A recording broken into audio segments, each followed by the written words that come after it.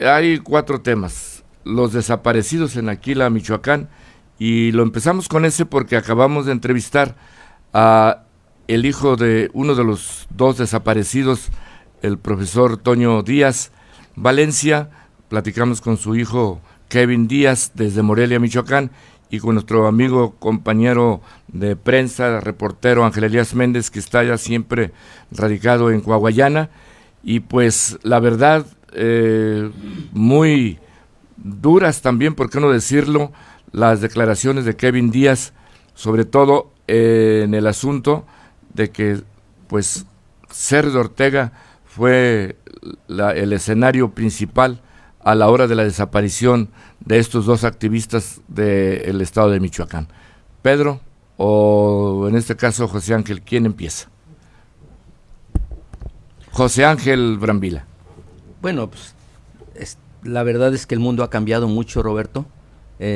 Cuando escucho que la tragedia de que se hayan desaparecido se empieza a gestar en Cerro de Ortega y en esa parte de Michoacán, pues no puedo sino recordar aquellos tiempos cuando en 1976 recorría yo ese camino de Coahuayana a Tecomán.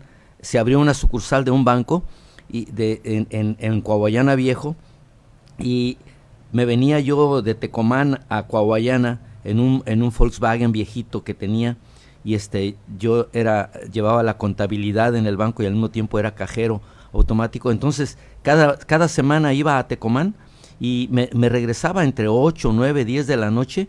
A partir del Cerro de Ortega era terracería hasta Coahuayana, y me llevaba en aquellos entonces en una bolsa de lona de ahí del banco 200,000 pesos, que de ahora, aquellos. aún ahora siguen siendo muchos, y me iba a esas horas por el camino de San Vicente para allá. Era difícil, a veces había autos atascados, y se bajaba uno. O sea, ni por aquí me preocupaba el hecho de llevar en el piso del automóvil esa cantidad, y llegar y meterme a la oficina del banco, y al final una habitación que había preparado el banco para quien ahí estuviera, y guardaba debajo de la cama el dinero. O sea, ahora ni siquiera de día podría uno hacer eso, ya no digamos en la noche, y aun cuando hay pavimento. Entonces, lo que sucedió ahora de la desaparición del profesor Antonio Díaz y del activista también Ricardo Lagunes, pues es sumamente doloroso. Ya toda la vida ha sido difícil. En Paracho, Michoacán, hace tiempo, también en aquellos entonces, el profesor Bermúdez era un activista que apoyaba mucho a los comuneros de Paracho, ¿sí? Y en aquel entonces tampoco, aun cuando era difícil, pero ni siquiera se podía uno imaginar que culminara en una tragedia.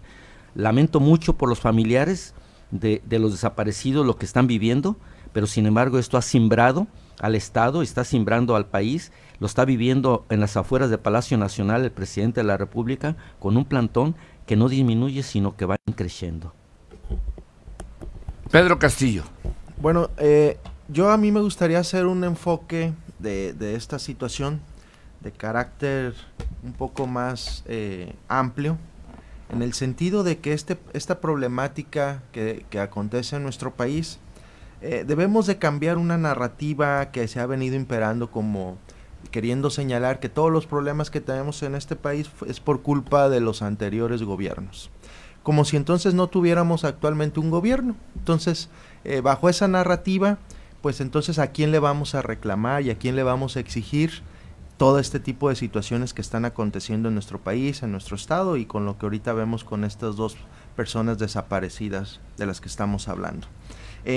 Ese yo creo que tiene que ser una situación que tiene que llevar a la reflexión de las autoridades gubernamentales en los 3 órdenes de gobierno. Sin querer señalar a solo uno, hay que hacer un análisis sobre esta situación que acontece en los 3 niveles de gobierno, 3 órdenes de gobierno: federal, estatal y municipales.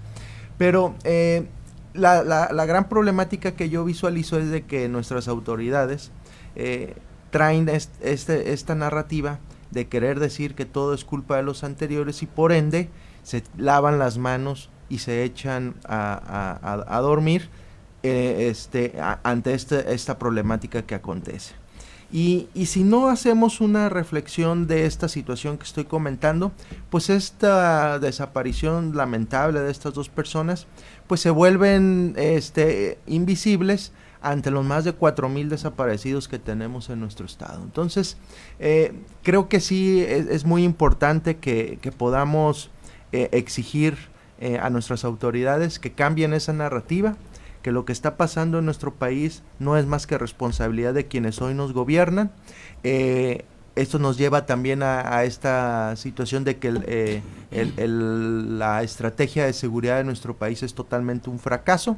Los abrazos, no balazos, ya vimos que de nada sirven.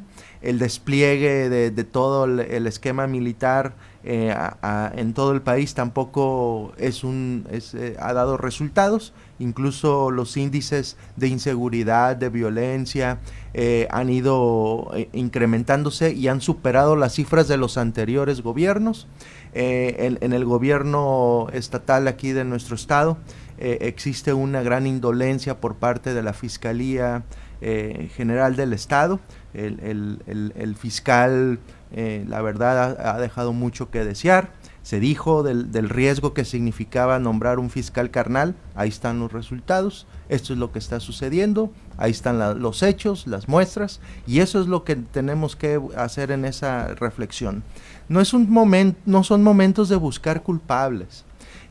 Las campañas políticas ya terminaron, estamos en una situación de que queremos la ciudadanía, exigimos respuestas, soluciones a los problemas y al acontecer de nuestro estado, de nuestro país, y lo que queremos son soluciones, y para eso no es el buscar culpables, no es la manera de encontrar soluciones. Lo que tenemos que buscar es tener a las mejores personas, tener los mejores elementos en las dependencias gubernamentales para que hagan bien su trabajo, pero además no escatimar los recursos públicos en estas áreas tan sensibles como son en materia de seguridad pública.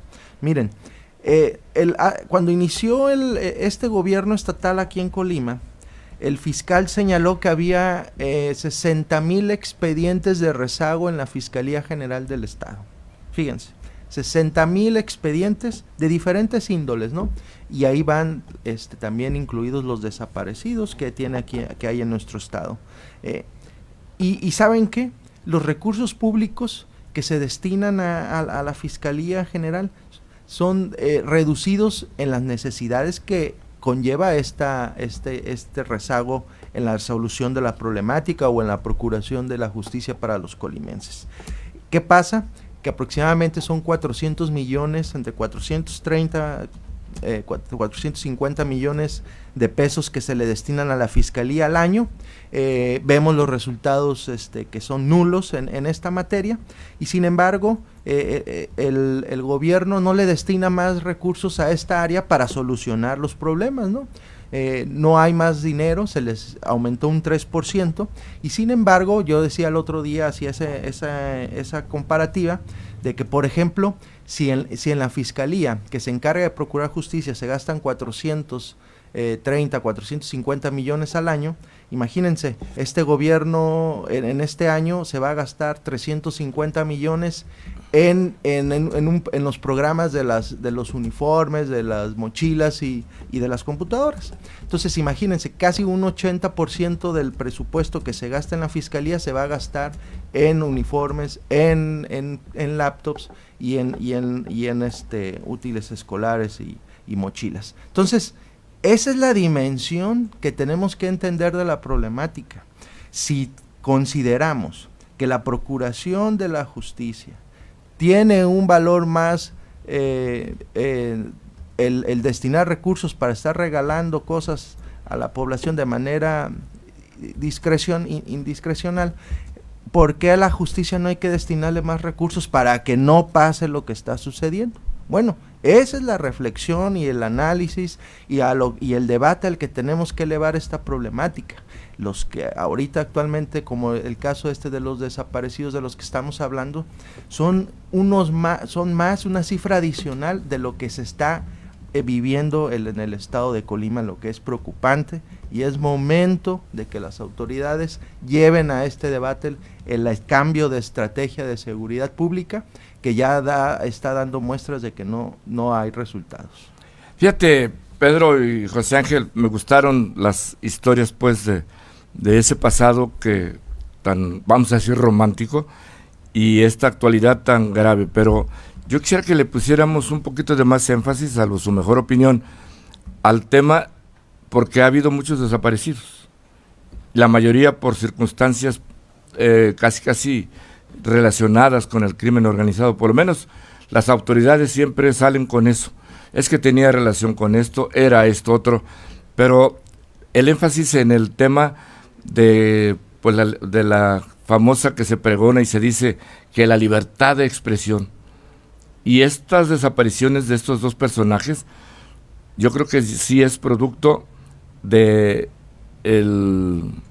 la libertad de expresión, que no son tolerantes, que no aguantan una acción como la de estos dos luchadores sociales, y como esos, pues hay muchos desaparecidos, o cuántos, no sé, pero de que sacuden la conciencia, porque en un momento dado, pues también los comunicadores estamos en esa tesitura y en ese camino también, pues de juzgar, criticar, opinar diversos temas. No sé qué opines, a José Ángel. Bueno, tienes toda la razón, Roberto. Hay que recordar que esa carretera costera, desde hace mucho tiempo ha sido escenario de desapariciones, y sin embargo, a pesar de que se han establecido retenes militares de todo tipo en diferentes espacios de la carretera, y sin embargo no parece solucionarse. ¿Por qué?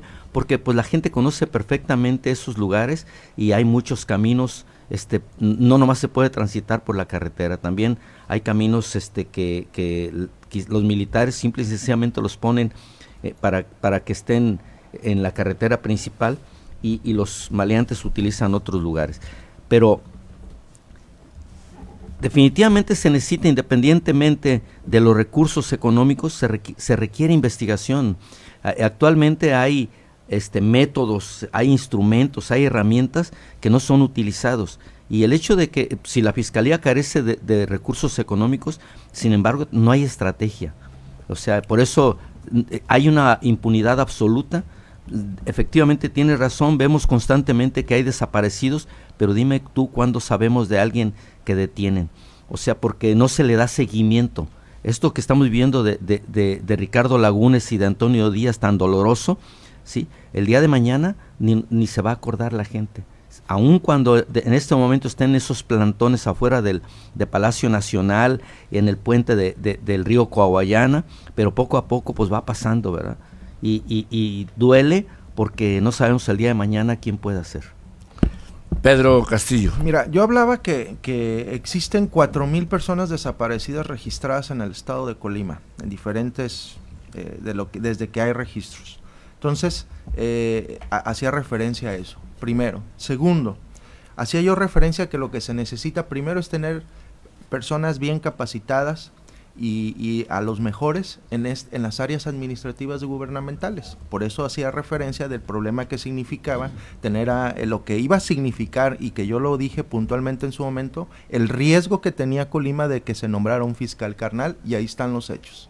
Y ahí están los tiempos en los que se les dijo, y ahí están los resultados. Entonces, ese es el otro factor. Digo, se necesita gente capaz, experta en la materia, para poder atender esta problemática. Y el otro tema es presupuestal. No se puede atender y no se puede resolver los problemas sociales o los problemas gubernamentales sin recursos públicos. Pues para eso son los recursos públicos, para resolver este tipo de problemáticas. Esa es la parte fundamental. Sobre lo otro que hacías referencia, Roberto, yo no quiero meterme a esa dinámica que desgraciadamente esta fiscalía, por lo mismo, por el problema que tienen de sus incapacidades y en el ejercicio de la fiscalía, de tanto del fiscal como sus vicefiscales, que son cuestionables todos los que están ahí en esos puestos. La manera en que han actuado de querer victimizar, revictimizar a las víctimas, haciendo señalamientos o queriendo dejar suposiciones de el por qué algunas situaciones está aconteciendo de desaparecidos, homicidios o X o Y razones de los problemas que hay en nuestro estado. Yo no quiero meterme en esa dinámica, simplemente yo creo que como ahorita lo señalaba José Ángel, no sabemos nada de que se haya detenido a alguien. Y eso se refleja en el principal problema que tenemos en el esquema de la justicia de nuestro país, es la impunidad. Entonces, si no se abate la impunidad, pues entonces es muy sencillo que cualquiera cometa un delito porque no pasa nada. Y si las autoridades gubernamentales, en lugar de hacer que pase algo, lo que hacen es son represivos con los que se manifiestan exigiendo justicia. Entonces, es más riesgoso, como ahorita decías, Roberto, es más riesgoso quienes exigimos justicia, quienes señalamos los problemas que están aconteciendo. Corremos más riesgo nosotros, los ciudadanos de a pie, que las personas que cometen un delito. Ese es el problema que tenemos de impunidad. Y no hay ningún indicio de que quieran cambiar la estrategia, de que quieran hacer bien las cosas. Ese es el debate, vuelvo a repetir, el debate tiene que ir hacia ese punto. Es lamentable lo que está pasando con estas personas de las que ahorita estamos hablando, de los desaparecidos, pero no son solo ellos, no son los únicos. Hay muchísima gente detrás y desgraciadamente existe el riesgo de muchos que van a venir más adelante. Entonces, eso es lo que tenemos que debatir y discutir. Nuestras autoridades hacia allá deberían de enfocarse. No vemos acciones, las mesas vemos que todas las mañanas se sientan a platicar, a tomar el café y decir, las mesas de seguridad todas las mañanas, que hay una gran preocupación. Pues bueno, hay miles de mesas de seguridad y los problemas siguen y van creciendo. Entonces, ya eso significa que no está funcionando, pero no vemos alguna acción que nos diga, o que por lo menos tengamos un poquito de claridad o alguna luz al final del túnel que nos pueda decir, mira, van a hacer algo distinto. No, siguen en la misma dinámica, siguen echándole la culpa que todo lo que pasa mal aquí en el país es de los gobiernos anteriores. Pues bueno, eso es lo que vamos a tener, que va hasta el día de mañana, que le toque a uno, que le toque a un familiar cercano, el día de mañana que le toque a una de las personas, es cuando dicen, no están haciendo nada. A eso hablamos de la solidaridad que hablaba el abogado, de la solidaridad que debería de haber con las personas desaparecidas, sí. Porque no hay solidaridad, porque pues a mí no me pasó, pero cuando le toca al familiar o a alguien cercano, ahora sí ya se preocupan de que no están haciendo las cosas. Creo que por eso hablo, el debate va hacia allá, busquemos que el debate vaya en ese sentido, y entonces podamos encontrar soluciones a estos problemas. Bueno, cerramos el tema, nada más recordando que quizás una razón también es los enormes aparatos de seguridad que traen muchos funcionarios, y bueno, pues así no les pasa prácticamente nada, y por eso también quizás lo vean muy frío y desde otra visión. Bueno, pues estuvo aquí el pasado sábado doña, y le digo doña con todo respeto, Beatriz Paredes Rangel, quien es una de las corcholatas, no, ¿verdad? Ya no hay que decirle corcholata porque ella nunca la... ¿O sí?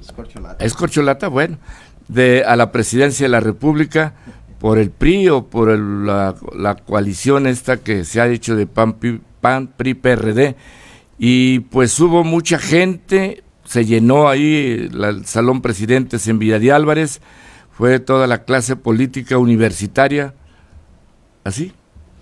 Bueno, como le dijo ella cuando un reportero le quiso preguntar en la mañana en el desayuno, que si se sentía la corcholata, y lo atajó de inmediato y dice, ni baraja ni corcholata, ¿sí? La señora no tiene desperdicio alguno, es una mujer valiosísima, tiene 69 años de edad, llegó caminando con mucha dificultad, apoyada. Hace un año sufrió un accidente. Sí, apoyada en un bastón.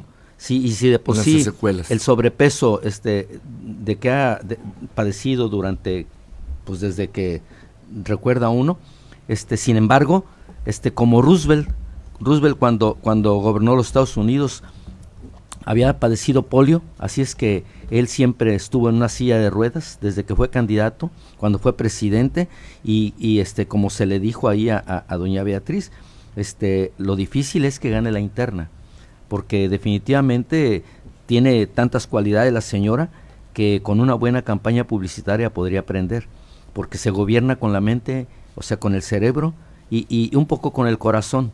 Entonces, y eso lo tiene sí, intacto. lo tiene claro. Es una mujer con una claridad mental absoluta. Cuando le preguntaron, oiga, ¿qué opina acerca de que la percepción generalizada, como que hay una desilusión porque las mujeres no resultaron lo que se quería, están gobernando mal? Y lo atajó también, le dice, disculpe, algunas mujeres no saben gobernar.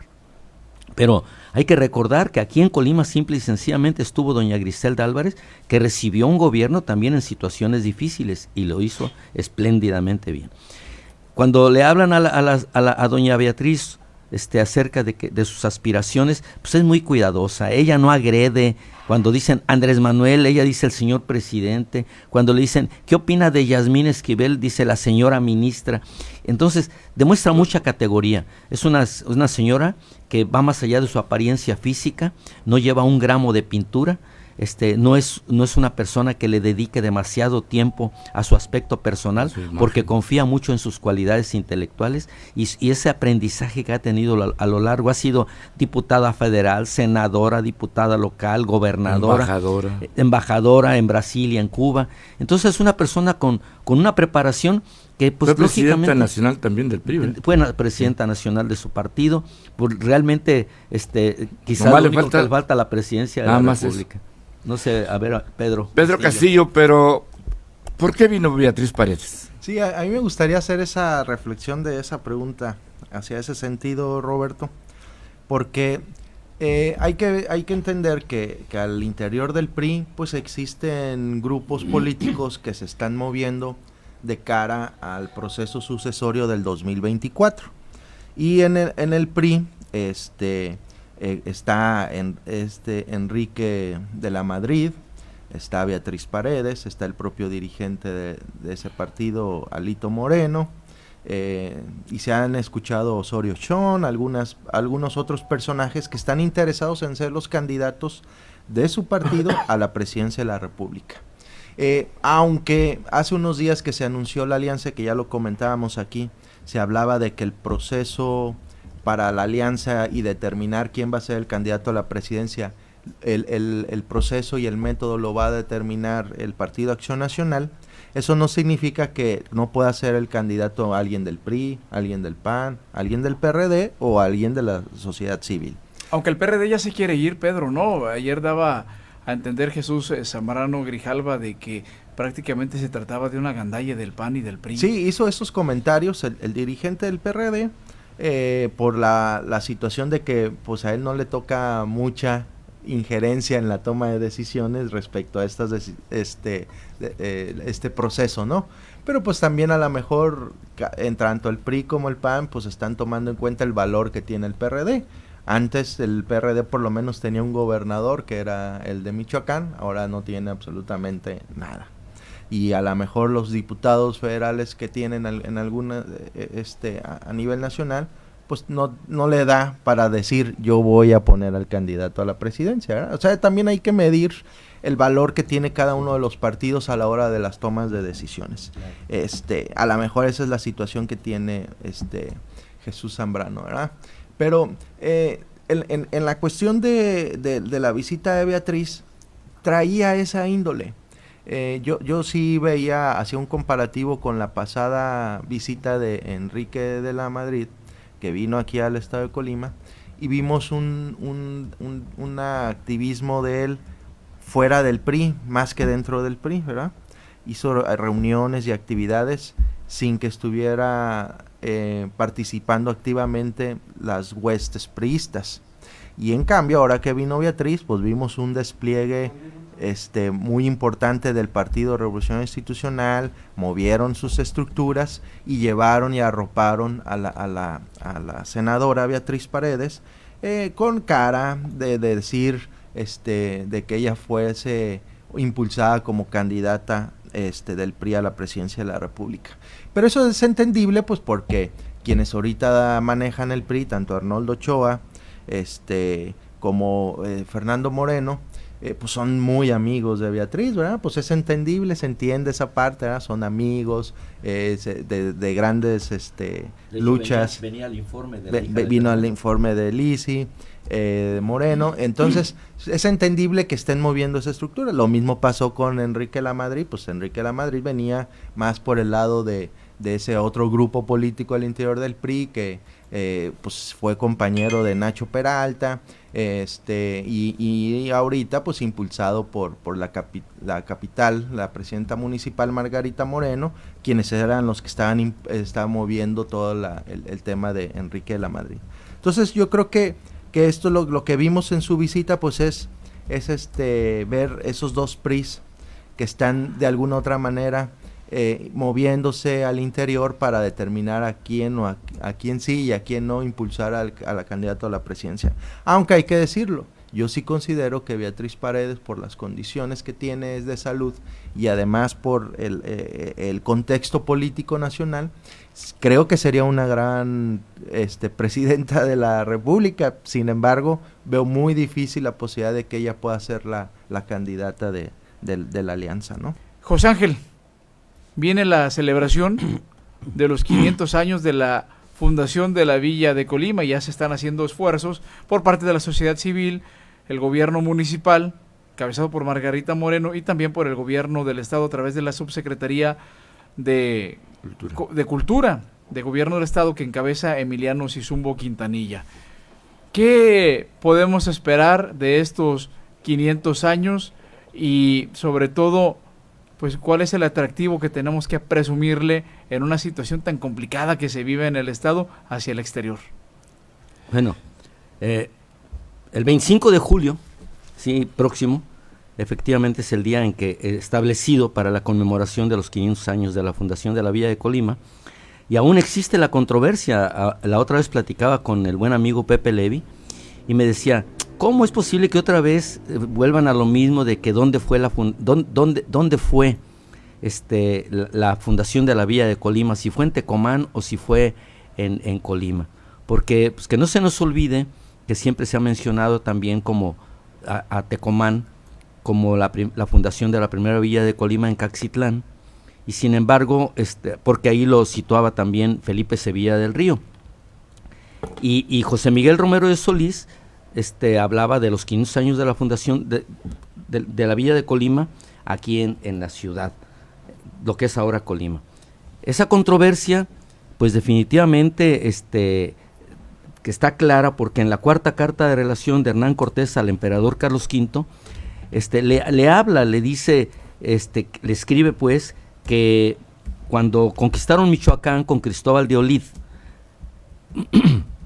se enteraron que había un reino de Colimán, que se hablaba de que tenía muchas riquezas, que incluso tenía una isla de puras mujeres, que había perlas preciosas, y se les despertó la ambición, y entonces mandaron a unos mensajeros a hablar con el rey Colimán, con lo que era el cacique en aquel entonces, para casi exigirle que fuera allá donde estaba Cristóbal de Olid, en Tzintzuntzan, que era la capital de Michoacán, y que estaban con el rey Calzoncín. Los mensajeros nunca volvieron, sí, fueron asesinados. Y entonces cuando regresaba Cristóbal de Olid a lo que era su lugar ancla, que era Zacatula, un lugar que ahora está en el estado de Guerrero, en los límites con Michoacán, uno de sus capitanes, Juan Rodríguez de Villafuerte, lo convence de que le dé hombres para venir a conquistar el reino de Colimán, y se viene Juan Rodríguez de Villafuerte con 40 gentes a caballo y algunos 100 o más de gentes de a pie, de los amigos eran la gente ya indígenas, nativos. Y entonces, sin embargo, pues ya los estaban esperando, y cuando se da la batalla, una de las batallas en San Juan de Alima, en esos lugares, y los derrotan. Entonces le dice Hernán Cortés al emperador Carlos V de esa derrota que habían sufrido, y que mandó traer al capitán y le infligió severo castigo por su inobediencia. Y entonces se instruía a Gonzalo de Sandoval para que fuese y conquistase esa villa, acomodiese el lugar y nombrara alcaldes y regidores. Y ahí es donde viene, donde se apoya a José Miguel Romero de Solís para decir que en Caxitlán nunca se nombraron alcaldes y regidores. Y sin embargo, lógicamente la gente de Tecomán sigue diciendo que el primer asentamiento español fue en Caxitlán. Y yo creo que tienen razón. Efectivamente, el primer asentamiento se pudo haber dado ahí en Caxitlán, que es la margen del río Armería. Sin embargo, posteriormente la insalubridad que había, los mosquitos y todo eso, los hizo que cambiaran su lugar 7 leguas hacia el norte, que es a lo que es Colima. Y ahí es donde se estableció entre el río Chiquito y el río Colima. El río Chiquito está atrás de Catedral, en lo que es el Jardín Torres Quintero, y está embovedado.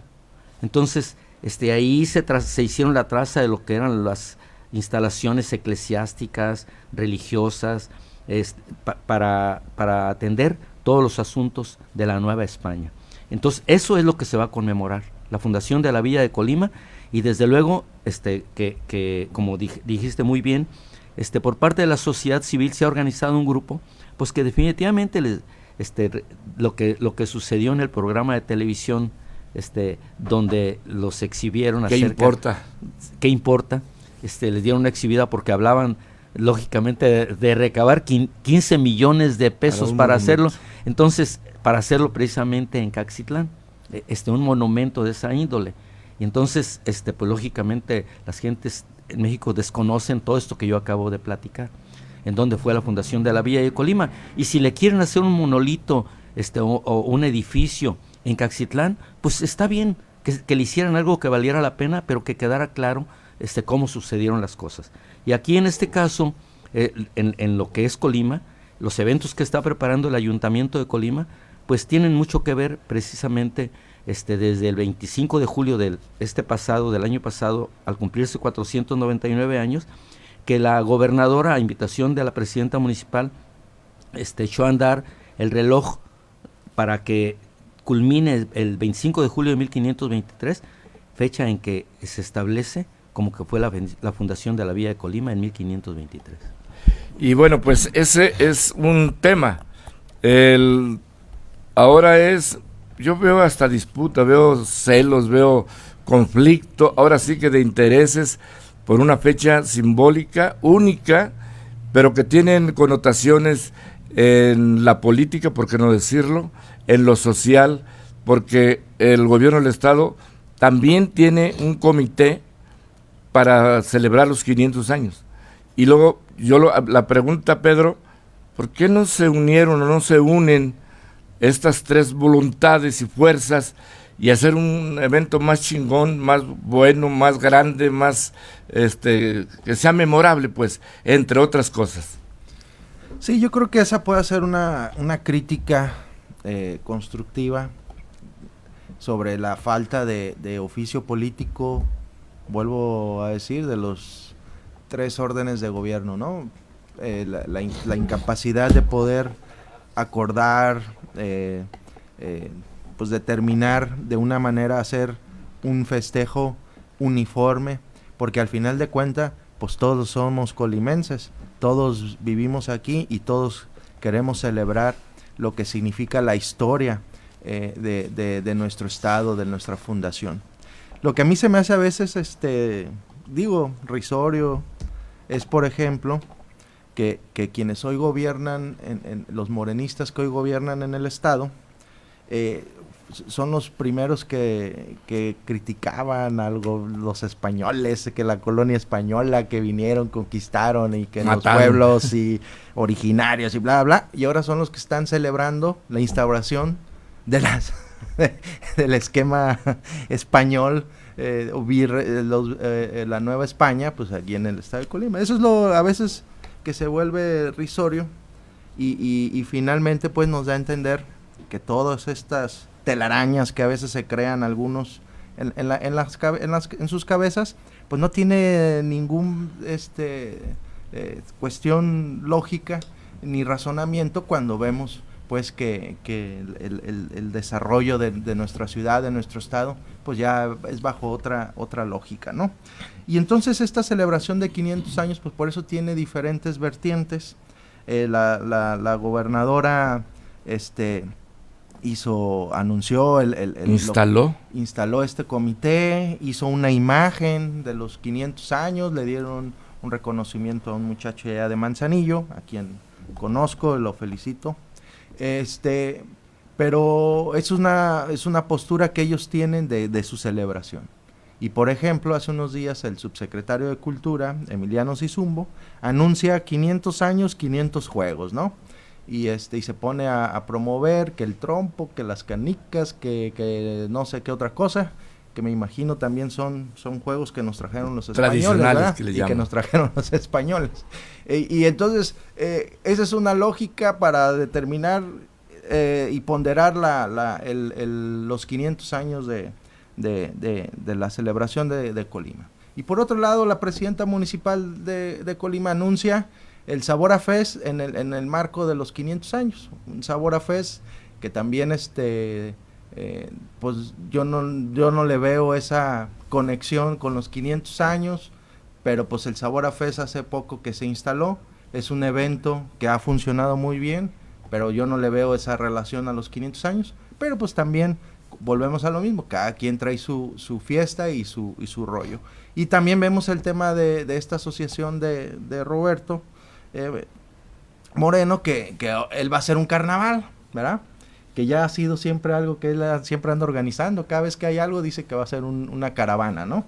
Y luego dice que es una caravana de Disney, luego hace una caravana de no sé qué, y la cosa es de que ahora va a ser una caravana de 500 años. Entonces, yo sí veo una disociación y cada quien trae su fiesta, cada quien trae su rollo.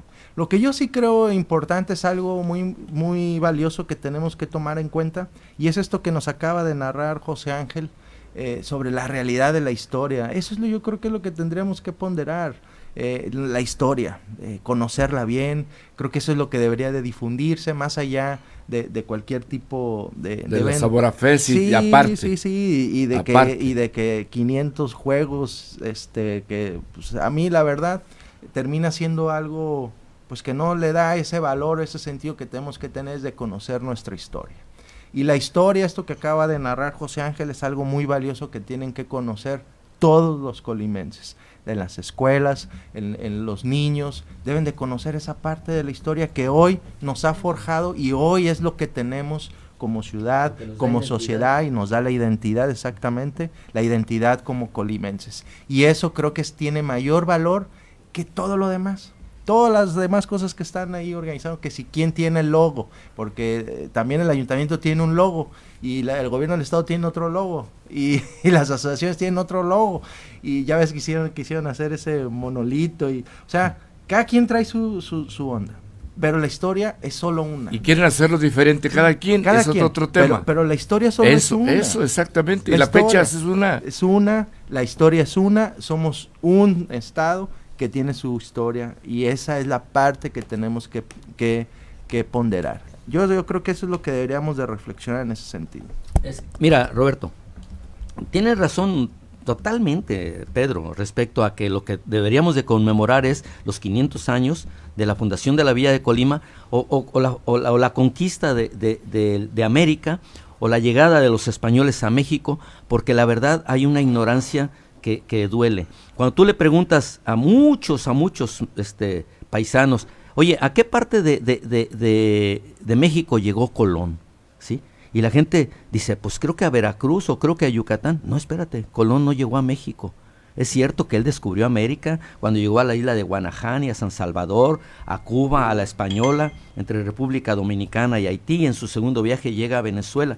Sí, cuando llega Hernán Cortés, de todas esas cosas es importante, cuando esas cartas de relación al emperador Carlos V, pero no se toma en cuenta que el emperador Carlos V era un muchacho de 23 años, un muchacho que ni siquiera había nacido en España, era Carlos I de España o el emperador Carlos V, porque era de Alemania. Él nació en Bélgica, en lo que es Flandes, en Bélgica, y entonces que nos hiciéramos a la idea.